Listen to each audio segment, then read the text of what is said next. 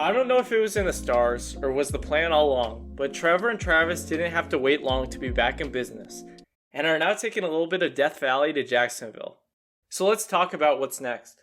To the 30, 20, 10, touchdown! 90 yards! Usually that last game in college is the final time that a duo is going to play together.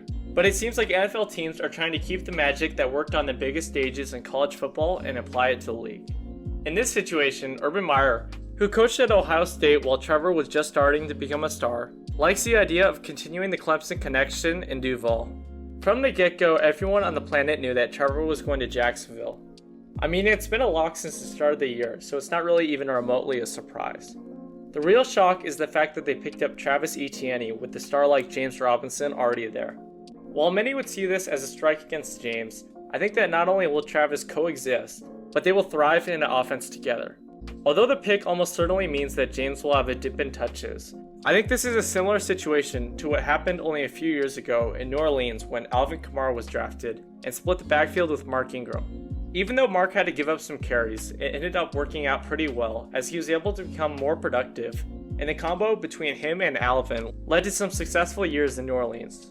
I'm sure the people in Jacksonville are well aware of the success of dual running back systems like that in New Orleans, Cleveland, and even San Francisco with their committee style of backs that just run over defenses like it's nothing.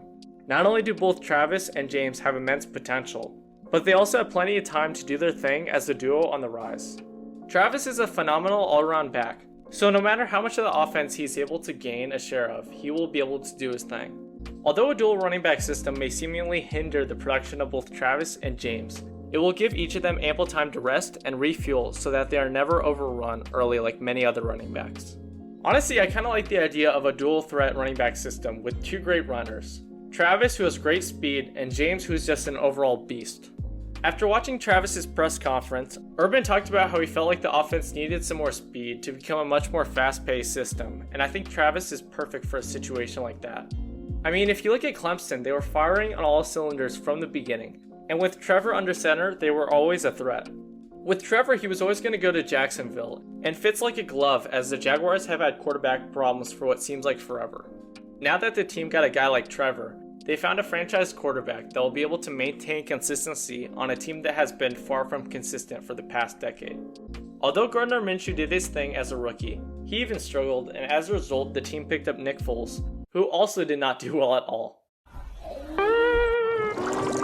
Even though the Jaguars had problems on offense, back when Bortles was a starting quarterback, the defense was a powerhouse named Jacksonville, as one of the best in the league, and along with a play at running back by Fournette was able to carry the team to some legit success. Following the AFC Championship appearance in 2017, the team has had a league-worst 12-36 record, so there's definitely room to grow with a franchise that hasn't been a threat in the past 4 years. Dang, that's tough. Anyways, Trevor's already proven that he is a poised, excellent, NFL-ready quarterback through his insane success at Clemson, as he was able to do his thing in some of the biggest games. But there's definitely still room to grow.